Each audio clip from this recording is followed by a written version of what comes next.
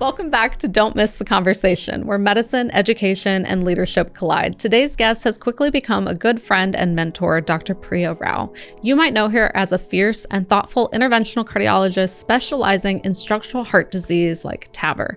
Or you might know her as the host of the Open Heart podcast. But what first drew me to Priya wasn't just her credentials, it was her honesty. And honestly, when I first followed her, I didn't know she was a physician. One day, scrolling through her social media, I saw that she had stepped away from everything and gone to Costa Rica to become a yoga teacher. She openly said that she was losing her grounding and needed to recenter herself to honor the most important part of her mind, body, and spirit, to figure out what makes Priya, Priya. Who emerged on the other side is who you see today. A talented clinician, a woman pushing boundaries in a traditional field, and someone opening her heart to wherever life calls her next, and inviting others to sit beside her for the journey. Priya is living what Don't Miss the Conversation is all about, that you can be more than your career, even if you worked your entire life, 11 years, for it. You can build a brand, try new training, explore business, and still deeply love medicine. You don't have to be just one thing. Today, we're talking about what happens when you realize your career is only a small part of who you are, and how you rebuild alignment without walking away from the work that you love. We'll talk medicine, identity, burnout, building a voice outside of the hospital, and how showing up as your full self changes both your career, your life, and those around you. A little bit of business, a little bit of medicine, and a whole lot of heart. So let's open our hearts and get this conversation started. So welcome, Priya, to Don't Miss the Conversation. Thank you for flying all the way over here from Texas for one day. That's wild. Anything for you, my friend. I'm grateful to be here. I don't know if I deserve that, but I appreciate it. I appreciate it very much, because then the last time we met, and the only other time we met in person, was on your podcast on Open Heart. Do you call it the Open Heart podcast or just Open Heart podcast? You know, it's still up for debate. What do you think I should call it? I like the Open Heart. That's how I've been referring. I feel like it needs an intro. The Open Heart podcast. I like that. Okay. Thank you.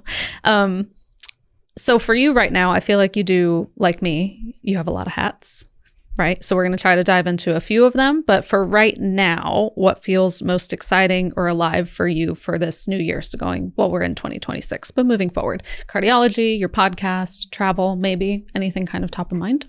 Yeah, I love that question because it kind of forces me to sit with who am I now?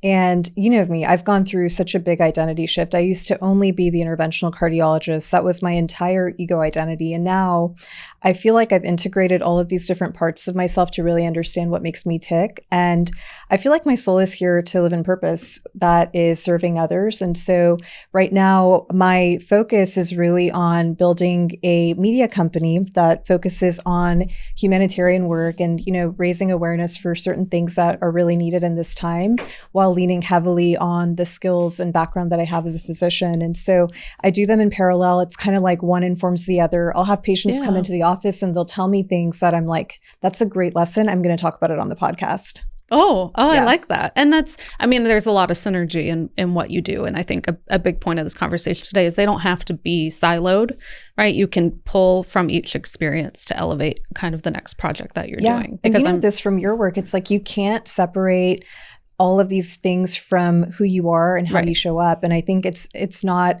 the right thing to try to separate it either. How do you feel about that? Yeah. And I think about this, if I ever had to go back to the lab, or if I ever had to have a 9 to 5, like I can't just, now that I know more of who I am, right, and what I like to do, I can't just put on a hat and not be that. It would feel like a very falsehood of a life, essentially. Now that when you start to explore those things, it's hard to put them back in a box. I agree with you. And I don't want to. Now that you know what it feels like to be able to be all of the things, right? Yeah, it's almost like you let all your ruffles and feathers come out, and then they're like, put it back in the box, and you're like, no, the box is gone. The box is totally gone. So sorry. The balloon will not rewrap. The balloon will not rewrap for our interventional colleagues. And speaking of shifts, so I don't know, because this is the only one you've really talked about publicly. So you did step away to Costa Rica, and for me, as a person watching, that seems like the bigger shift in your life. And it was when you were losing grounding a little bit. So how did you know internally that when you, I guess, graduated is the best way to say it, when you did get licensed to do all of the things and what you worked your whole life for, and it didn't provide the fulfillment that you were waiting for on the other side of things? Most people would just continue anyway, right? Because you spent all of that time doing that. And I'm sure you got a lot of pushback of, are you having a midlife crisis? What's happening to you? But what was the internal conversation of something isn't right? And then why was Costa Rica the decision? I feel like we are so incredibly guided in so many different areas of life if we're open to hearing it. And I was a very closed off person. I wanted to stay on the very linear path. And some of it is that when you are a woman in this field, right, you're kind of going against the odds in a way where you feel like you can't possibly deviate from normal. You can't make a single mistake. You have to show up at 100% every day. And also the work that we do, you have lives in your hands. So we want to be the best that we can be. And I think we also expect that the system that we work within, right, like the education that we get, the way that things are structured, that's going to get us there. Yeah. And so we take a lot of things for normal that, may not actually be normal for us. And so I had a great training experience. I was in Austin living my best life. It was kind of a startup place where we built the program from the ground up. And it was the first time in medical education where I felt like I actually had a voice that mattered. Whereas in a lot of the other Isn't it sad? areas, How many years were you in school until you felt that? Yeah. I'm like, it's like time. 11 years in. And it's the first time where people were like, so how do you want to build the program? Like, what's important to you? Like, what do you care about? And, that was really valuable because I think that's when I started realizing that it doesn't have to be the way that it currently is. And I think having openness only makes you open to creating an even better environment and better possibilities. Yeah. And so when I showed up for my first job, I'm just like coming off of this high of like, I had a great fellowship experience. I'm on top of the world. I want to do everything. Yeah. And I walk into an environment where it's like, how sometimes you walk into a room and you just feel like all the energy is zapped out of your body? Yeah. I felt like that every day and I couldn't explain it. And I suppressed all of that because, we're kind of taught to override our body sensations because we're in a demanding environment. We're constantly stimulated with something. Yeah. It's not about you. It's not about you. It isn't, but it is. Yeah. And it's like slowly over time, I just started feeling like, why am I so drained every single time I walk into this workplace? And the idea of alignment and who I am, how I want to show up didn't even occur to me. And so as it happens, I started meeting people out in the world just randomly, like a stranger on a plane, person at a restaurant, who would ask me questions that were really profound and deep, out of proportion to how I knew this person. Really? But Give me really, an example. So like, for instance, I met someone at a restaurant in Austin, and this person, started following me on social media and started watching how I take care of STEMIs. And I was on Q2 to Q3 call, not really sleeping every other night, and really stressed out. But I was posting, like it's 2 a.m. timestamp, like here we are in the cath lab. And it wasn't even like a call for help or like, me saying I'm not happy doing this. But that person was like, why do you choose to live like this? Like, are you okay? And sometimes it takes that outside perspective to be like, wait, if somebody else is questioning it, like I'm living it and I don't feel good. So should I be questioning it? Right. If it's so obvious to them, but it's not obvious to you. Yeah. And I kept meeting people and having experiences where I was like, is this what I want to do? Is this normal for me? Or am I just complicit in a place where a lot of people feel like they're either completely numbed out because they were so disempowered, or they become so self-focused that they forget why they're doing what they're doing. And I was just like, I don't want to be either one of these people. Like I have to do this differently. Yeah. And so it was a really scary decision to walk away from my first job. And, quitting within your first year is usually a red flag for people. They're like, what happened? Or there's something there. And I fully knew that I was potentially going to, walk away from a career that was meaningful. And I still did it anyway. Yeah. And so you chose, am I correct that that's when you chose to do the yoga teacher training in Costa Rica? Exactly. Why that? Why couldn't you just go home and self-reflect? Why did you decide to do it that way? It's what I was drawn to. I, for the first time, was like, okay, so I quit this job. I don't really have a plan.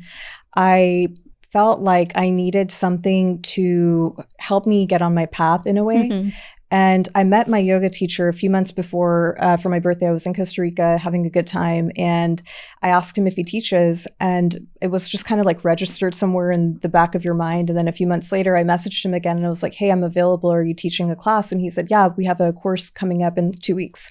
Oh. And so I really struggled with that. I was like, so am I really going to go to Costa Rica to become a yoga teacher when I have like all these board certifications and I do all this stuff? Yeah. So I think, even for me, it was a surprising decision, but it was the first time that I allowed myself to do something that didn't logically make sense, but it felt good to me. Yeah. And that was so cool because I feel like it unlocked this ability to, really connect with what is aligned for me, even if I can't logically make sense of it to someone else. Yeah. It's intuition is a big thing that we've talked about before, but it is an inner knowing that you've always had, you just didn't listen to. Because lack of alignment, you always kind of felt it there, but you never acted on it. I waited until it got so loud that, my body was like, you got to stop living like this. Like, yeah. If you're a woman in your early to mid 30s and you're so sleep deprived and so stressed out that your period stops, you're like, this is my body saying like there's something wrong. And so it just took so many layers of me feeling like I'm so far out of alignment for me to finally quit that job. And the crazy thing to me is that the second I quit that job, I thought people were going to start, the medical world. Yeah. But I actually had my partners come to my office, close the door and just say, I'm so proud of you for standing up for yourself. Wow. Because they're all like, man, I wish we did that. Why are we still here? Why are we still accepting these things or not being able to find balance? It doesn't have to be 100% that all of the time, but that's contractually what you're obligated to do, right? And what you're trained to do. Because that's how you're trained. Yeah. And I think we underestimate the power that we have in using our voices and sharing our experiences. And that's a lot of where that motivation for starting a podcast came from for me, because I realized that I'm not alone in that experience and many others are just silently suffering. I mean, we have such a high rate of suicide in medicine. And there's so many systemic issues that we just kind of accept as normal, but they're really not normal. And I think we have to start talking about it. Yeah, it can be better. It can exist at the capacity that it is, and there be relief and it still be a little better. Like you can have both things, but organizationally, they have to be okay with changing those things and having that conversation and saying, I know it's financial and my bottom line and productivity and turnover times and blah, blah, blah, but your people will stay, right? You could have stayed if you found that balance and that support and that you could take a sabbatical, right? You could take a sabbatical and go do that and still be employed. Like, what if they supported you in doing that? And the other thing is, like, if you say that you show up in an environment, and I talk to my mentor in Austin about this all the time. He's an exceptional leader.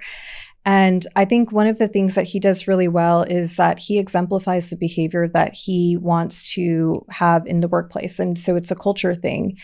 And I think it's a really important thing to model, what your values are, act in integrity, act in alignment in any place that you go into. And you don't even know how it's affecting the person next to you, but it always will. But there are situations in which you can do all of those things and you're still met with so much resistance. Like I remember before I quit that job, I had meetings with multiple levels of leadership and raising really big concerns about, patient safety, ethical and moral concerns.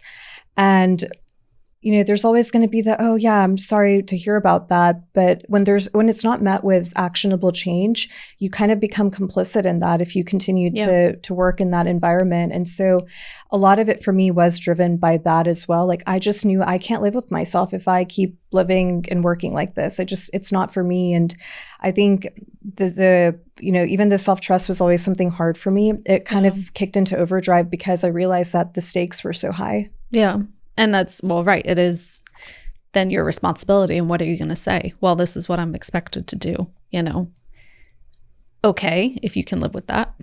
Yeah. But it's not an acceptable excuse on certain people's standards. And I'm glad. Like, if you were my physician, please don't accept that. Like, don't you want a doctor who sleeps? Yeah. And I'm totally okay with, like we do cases in the middle of the night, but if the expectation is that you're doing back-to-back STEMIs on really sick patients, doing mechanical circulatory support, and, there are things that are not billable. Like I sit by the bedside for 45 minutes to an hour after doing a case like that because I don't want to leave and then have something happen to this person. It's just such a tenuous period of time. time, but that's not billable. And, Right. but that's to me, counted against you, actually. Yeah. And to me, it's valuable because it actually matters to me how that patient does. And, right. And so, if they saw it holistically, it doesn't help the outcome. It does. It absolutely does. And I think also, coordinating with other people who are involved, like critical care, like explaining this is a thought process and, making shared decisions in real time, talking to family, like all those things are really important to me.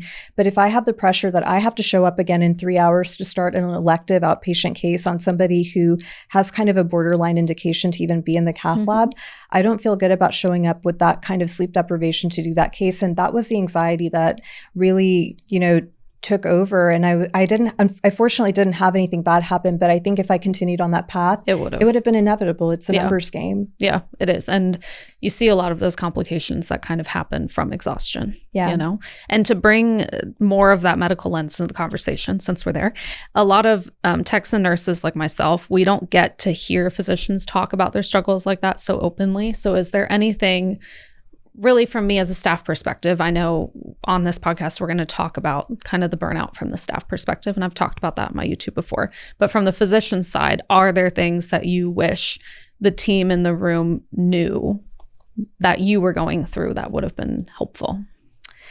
I actually really admire the team's ability to navigate the complexity of being in the cath lab together, because I think that we all come with our own personalities, our own backgrounds, our own ideas of how to do things. And sometimes when I walk into the room, I almost feel like people are bracing because they're so used to a certain type of behavior in the lab that they're expecting it.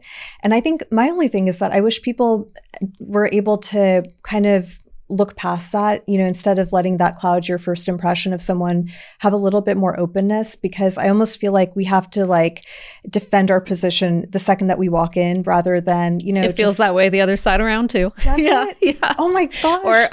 Or we were just talking about this. Cat is offline over here.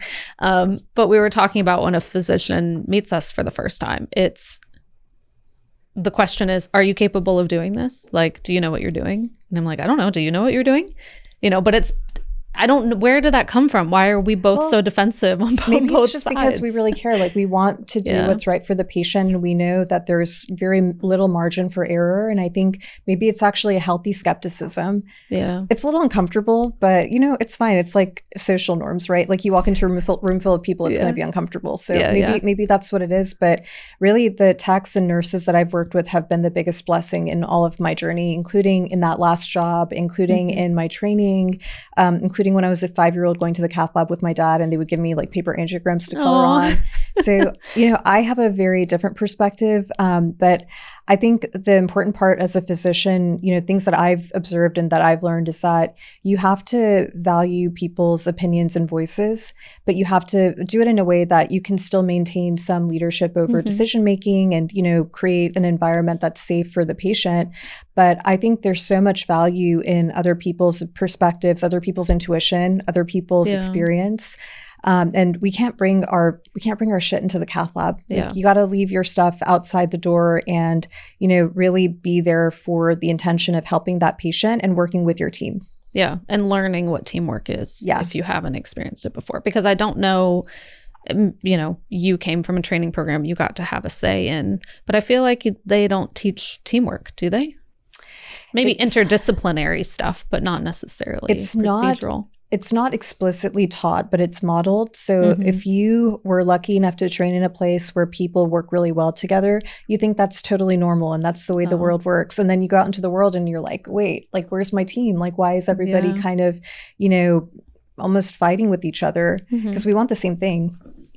We do. Yes. Which is why I don't know why everything's so personal, but it is. Yeah. Versus I'm not expressing an opinion because I care about this device so much. I'm expressing this opinion because I care about the patient so much. Yeah. But maybe it's the way we articulate it and approach it, right? And having that conversation versus waiting to start the conversation until there needs to be a decision, of, hey, I'm Sam. What's your name? Welcome. Where did you train? Da, da, da. Where are you from? Just and the humanness. Who are you as a person? What makes you tick? What lights you up? What is your life like? Are you, joyful about something? Are you struggling with something? And, I think professional boundaries are really important. So I'm not saying like, you don't have to be in everybody's business to that extent, but I think just understanding someone on a human level actually makes you a better team. Yeah, that they're more than just a healthcare professional. Yeah, we're not disposable robots. And once you build a really good team Someone thinks so, but the team doesn't think so. We have a common enemy, I guess. Well, I think, and this is the hard part. So people who make decisions in hospitals are often not the people who are doing the work. And so it's really hard for them to understand from their perspective, like somebody who's answering your phone can be replaced, right? Yeah. And it's not a good feeling because you build a team dynamic with that person as well, but it's not the same as the unspoken chemistry of doing a life or death procedure in the middle of the night using really complex tools that are ever evolving. That chemistry is not replicable. Yeah. People are not disposable in the cath lab or the OR. Yeah, and I agree. And I think that's the one thing, right, is everybody struggles, whether you're a physician or, some, but whether you're a physician or staff, is at some point we all get faced with wow, I do this really amazing stuff and I work really hard for my patient, but my hospital thinks I'm disposable. And that's like one thing we all have in common is we're here for the right reason, right? But we all, at some point in our career, are going to feel that misalignment with the business side of things because that's not why any of them are standing there usually. And I will say that that pressure actually shifted my ego identity quite a bit. So I'm actually grateful for that whole experience of that work environment because it forced me to realize that I am not just a person on a checklist making RVUs. Like, that's not who I am. Yeah. I'm a person who deeply cares about people. I was meant to navigate the world in a way that feels good and is aligned with helping people. And I just make decisions differently now. And I'm very grateful for that awareness because I used to be the person that just said, okay, so I'm supposed to check this off my list. And then I go down to the next step and I check this off. So it's very algorithmic, very looking for validation, very much looking for authority to tell me, this is the right way to do it. And now I realize that the right way is the way that feels best for you and is most aligned with your values. Yeah. And you have a say. Yeah. And what that is, at least for you. And like you said, cardiology historically has a rigid culture for right reasons, right? Maybe safe skepticism. Did you feel that pressure to fit that mold in your career? And like what certain parts of yourself were you unwilling to compromise? I totally morphed myself during every stage, and I didn't even know I was doing it. Like, I've always been a creative person. I've always been into, different things like design and creative self-expression. And I made a dream book when I was in college, and I look back at that and I'm like, wow, what did I knew who I was back then, but I feel like I morphed so many parts of myself to fit what I thought it meant to be this person that by the end of it, I couldn't even tell you who I am anymore. Yeah. And I did that too. It's you kind of become a soldier, Well, we're checklist people. Yeah. We want to meet the expectations. We follow the rules if you know the rules, and you're rewarded for that, right? Yeah. And we were kind of always taught that. And I think both of our cultures are like that, where you're rewarded for succeeding for what they see success as, right? We love the pat on the back. Yes. But you can actually give yourself a pat on the back. It's pretty nice. Yeah, but in order to do that, to meet everybody else's expectations, you lose some part of who you are. Yeah. You have to kind of put her away for a little bit until you're like, oh, I don't recognize who I am anymore. And I've talked about this too, where, oftentimes the advice that we get is very well intended. People are like, oh, you have to be this way and you have to be serious in this way. You have to look this way. And that kind of stuff really messes with your self-identity. There was a time in residency when I was told that I don't look like a cardiologist. I don't look serious. And it really... Can you change that? Like, you can't really change that. I got fake glasses because I was like, what else am I going to do? And I changed the way I dress and I changed the way that I behave. And I was like, it doesn't feel like me anymore. And so I definitely have gone through my fair share of that. And I think, if anything, I hope that others will realize sooner than, I did, that it's okay to be in full expression of who you are. And it's actually important. I feel like we have our unique identity for a reason, and it needs to come out in a way that feels good for you. Yeah. And admittedly, I've played a part in that with my students before. And I had such a low tolerance of things and high expectation, this is the way that it should go, because I knew, unfortunately, in our culture, that's what would lead them to success. right? There is no room for that unless somebody creates the room for that, right? And then you get hired by somebody who recognizes that. And admittedly, I think it was your post I saw at your graduation in the pink dress. Is that valid? Yeah. I was like, I think that was a long time ago, but I remember. Cape. Yes, it was a full ruffle cape. And I remember going, I love that she decided to do, because I knew other people were like, well, why is she wearing that to this professional organizational graduation, blah, blah, blah, you know, how they are. And I was like, wow, because I know that she got shit for that. I'm so glad that she showed up like that. And I remember that. And I wasn't even sure until I just asked you. I was like, was that her account or was that somebody else's account? But indeed, I think it was hers. I love that. Well, so look up the pink ruffle cape. Oftentimes it's like, it's not even about making a statement. It's like, this is literally who I am. Yeah, it is. But I waited until graduation, and I waited because I was afraid of being judged. Oh, repercussions. Yeah. And I wasn't judged. Like, people were like, oh, that's fun. That's just Priya. Like, that's her personality. Mm-hmm. And, you know, even all these years later, I still keep in touch with people in my program. And, you know, I've evolved and they've kept up with my evolution. And I'm getting messages like, we're so proud of you. And that to me means the world, because for so long, I feel like I held myself back because I was afraid of what other people would think. Yeah. Well, of course, your peers, some of the people that have a direct hand in your recommendations, you know, whether or not you get a job, and people can't unhear those things when they're said. So you play the part to try and get a good recommendation until the world allows you to be who you are, right? Which is sad, and it shouldn't have to be that way. And as you did shift, I'm glad that you shifted into the podcast thing and the social media side of things. Welcome. Thank you. We did talk a bit privately about snags you've kind of hit along the way in creating your podcast, which is normal on the business side. And anyone with a successful business and presence does have a lot that they're dealing with behind the scenes that we don't say publicly, because most of the time, for me, my customers don't care, right? They're not involved in that. They just want a good product sometimes. But for someone listening who does want to build a presence or start any little part of business, and we all say, well, I just love doing this, right? And I just want to show up. But unfortunately, the reality behind the scenes is you kind of have to have your shit together. And there are things in the practice in the field that aren't talked about. So are there specific lessons you've learned that somebody can kind of take value away from? Oh my gosh. Yeah. Like, that you're willing to share? Yeah, absolutely. And, you know, I think it's really important to recognize that there is a lot of value in your contribution to the world. And whenever you're building something, whether it is a business, a podcast, a medical practice, whatever it is, you know, the intention matters, but also the energetic protection and the real world protection that you have for that thing really matters. And I tend to be a very trusting person by nature. It's just who I am. Yes. And I think I've started learning this whole idea of discernment, understanding that, you know, you can trust and expect the best in people and circumstances, but you should always be prepared in terms of setting clear expectations, boundaries. And so contracts are really important, especially in this type of creative work. I think it's really important to have very clear expectations up front. Formalizing a business structure is also really important. Now that I'm building more of a media company, I definitely— You got liabilities. Yeah, you really have to think about, you know, aligning your vision, keeping your team on the same page, making sure that people feel valued and supported, while also simultaneously building a sustainable ecosystem.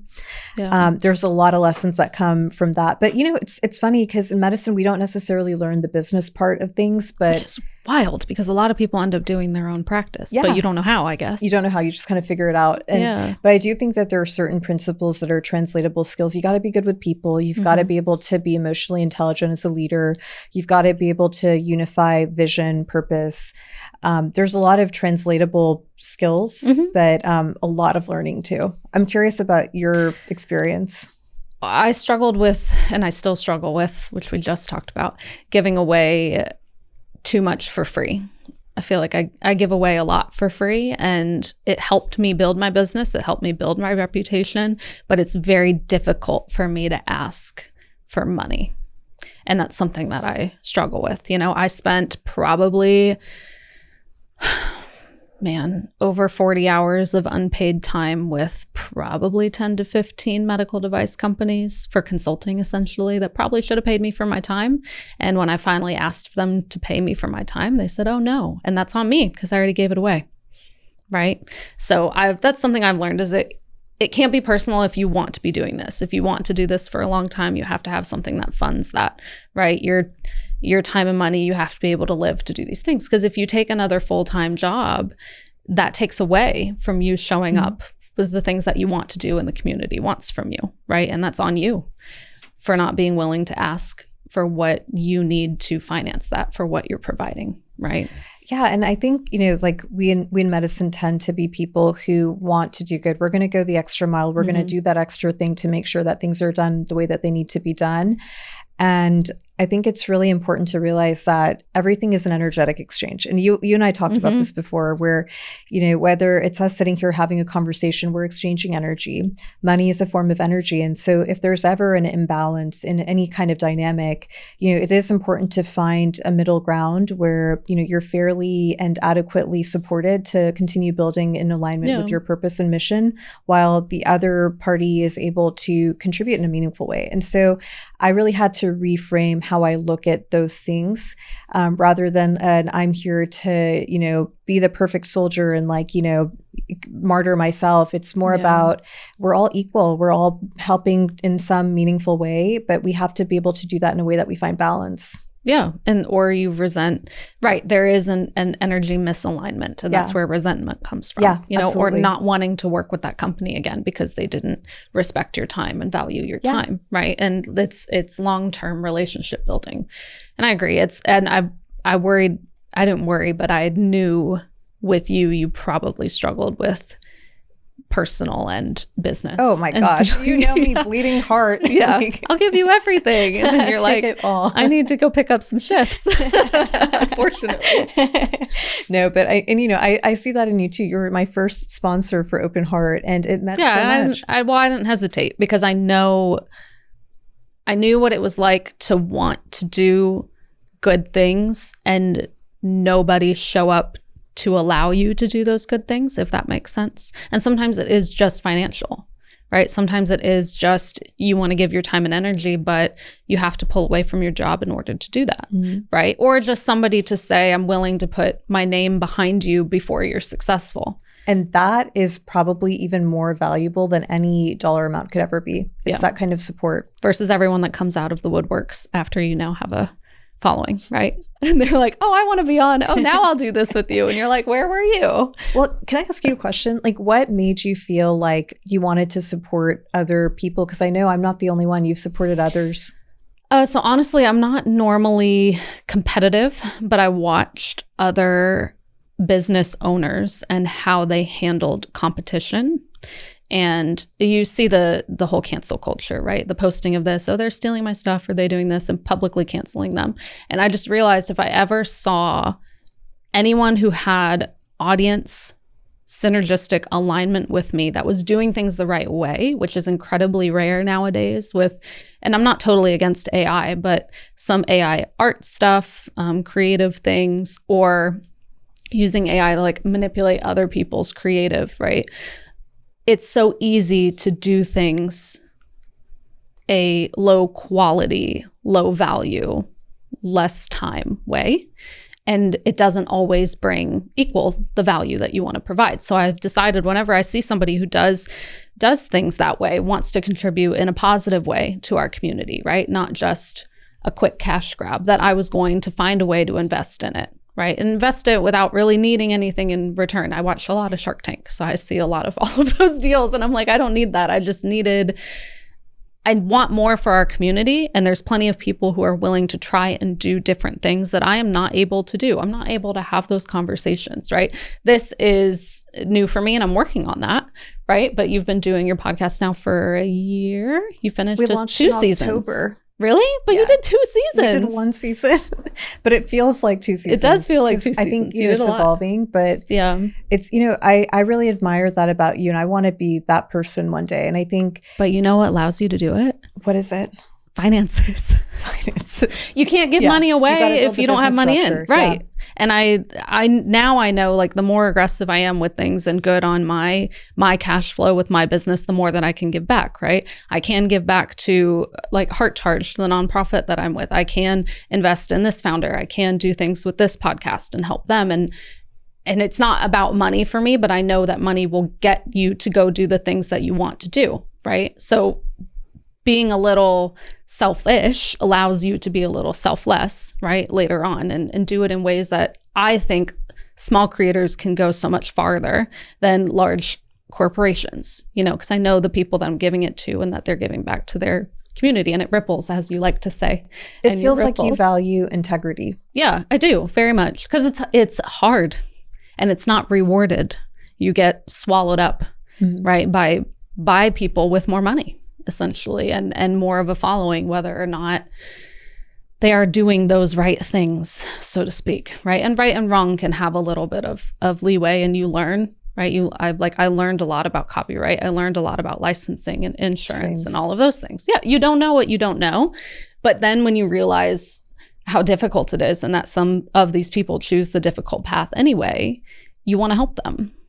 And you want the community to learn more about that, to be able to support these people and be like, look, they're designing their own stuff. They hand drew this. They didn't use stock photos, right? That's, to me, is so much more valuable. And you're only going to grow and do better things. Like, it isn't just the podcast, it's everything else that you're doing with your life also. You're so kind. I feel so uplifted. Oh, I'm glad. Can we talk a little bit about that? Like, what do you wish you had very early on your journey? Because you're incredibly successful now. But early on, whenever you were kind of like, and I was at this phase a few months ago where I was like, do I do this? Like, should I start this? I mean, it's taking a risk in a certain way, but like, what do you wish you had at that stage?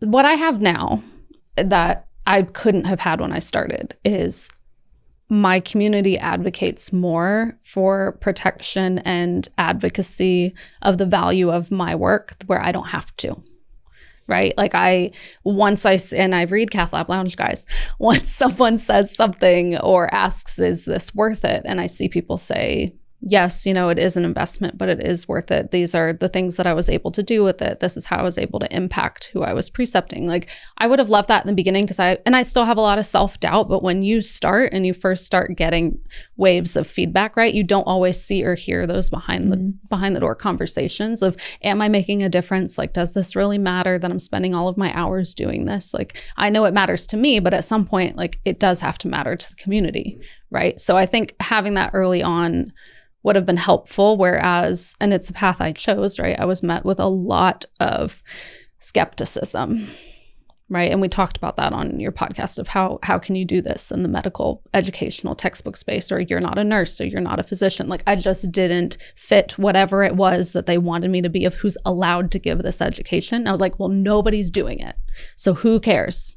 Like, if I have it in my brain and I can put it out there for people in a way that makes sense, like, great. And if it's not for you, go read a physician's textbook. I'm not telling you not to. And you know what? A lot of people are facing similar problems, but very, very, very few actually come up with solutions the way that you did. And do it. And that's why when I see someone who has a solution, I'm like, yes, how can I help you? Boom, it's time to act. And it doesn't have to be perfect. Like, just start. Just start somewhere and just trust that if you're drawn to it, things will fall into place, and you're going to grow. Your business is going to grow as you grow, and it will happen in the time that it needs to. Yeah, and the community will tell you what they want, usually. You just have to kind of start the conversation. Be super open to your community. Yeah. I'm like, what do you guys want? Do you want this? Do you want that? I don't know EP, but I can learn it, I guess. I'll go figure that out, and it's sometimes just that. You are so that brave. Support. I'm brave now doing this. You've inspired me with your podcast. I was like, okay, I guess I can sit there and ask questions. I'll try. First season might be rough. Speaking of your podcast, you wanted to change your format a little bit. I don't know if you're still on that path or not, but do you want to talk about it? I would love to, because I've really been sitting with this question of how do we want to show up in the world, and just with the way that things have been going in my life, in the world around us, and in communication with my community that's now growing. I think the most important thing for me is that whatever we're putting out there is very authentic. It's very aligned. It's very real. And so we're actually looking at doing more of a cinematic documentary series style of conversation, where we get to take you to places that you may not have ever experienced before, and really get to be part of that. So less of the, manicure type of appearance and more of this real world kind of experience. Immersive, I guess, a little bit. Yeah. And then, concept wise, I think we were really focused on individual healing, and coming from a medical background, it's the thing that's the most comfortable for me. But I feel drawn also to zooming out a little bit more on a collective level, like in terms of healing and shared humanity and the well-being of all. And so we're going to be expanding into other causes as well. So it's going to be really fun to see how this evolves. I was excited. And if I was to post anybody to do it, it would be you. Oh my gosh. So you're the right person to do it. But I will say, I'm growing into this role too. I'm not media trained. I'm an interventional cardiologist. I spent most of the last 15 years in a dark room. I don't know. It's a lot of PR. It could be media training. It is actually a lot of PR, but it's like we spend so much of our time in a small room in the dark with x-ray running with like 3 of our closest friends doing cases. And so it's a new skill set for me. And I think even being comfortable with being visible, it's a new thing. And I feel like I'm growing, the company is growing, the stories that we're sharing are growing. And a lot of it that I have learned for myself is really becoming self-aware in places where I may be holding myself back. Where do my judgments lie? Where do I keep myself small? Where am I afraid to go? And I've really had to do a lot of that inner work to be able to put this out there in the world. Yeah. What am I afraid of? Cool. Let's go do that. Yeah, let's do it. Yeah. Yeah. I can empathize that with a little bit.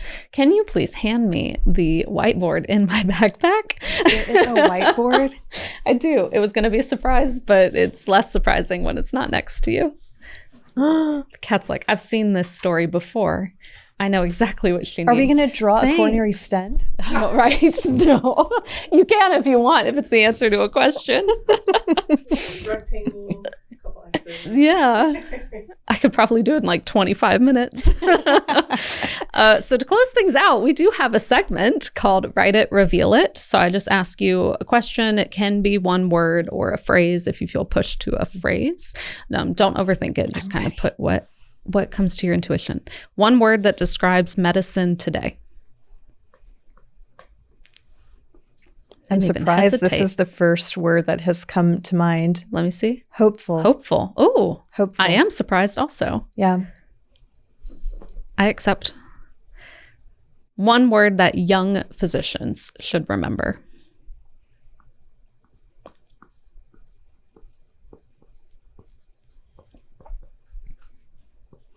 Alignment. Ooh, I like that. I thought you were going to put sleep. Oh, sleep alignment. It might be aligned with your path. Alignment. Yes. And speaking of sleep, it's like everyone needs a different type of rest. We never learned that.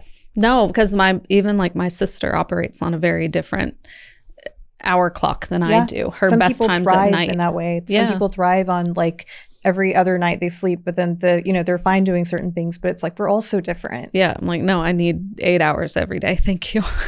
One word that healthcare teams need more of. Or cath lab teams, I guess, but keep it general. Harmony. Ooh. Yeah. You're good at this. You're like a walking thesaurus. I love it. I'm just plugged in right now because you've created a very safe environment. Oh, thank you. One word that defines? One word that defines this season of Priya's life. Oh, you literally no time. I love this. Love. Aw. It is just living in love. I'm very impressed. Everybody hesitates with this. You did a good job. Yes. But see, I did a lot of work in the last couple of years. You got to really know yourself, know your why. And you're good at trusting the first thing that comes to your mind. That's all I can do. The stories that my mind creates are rarely the reality, but I can trust what I feel. So first of all, because I didn't address this in the beginning, where can we find you? Because I don't know all of your handles. Oh, my. Well, okay. So you're everywhere. For Priya, separate from the podcast, my Instagram handle is Dr. Kothapalli, dr.kothapalli.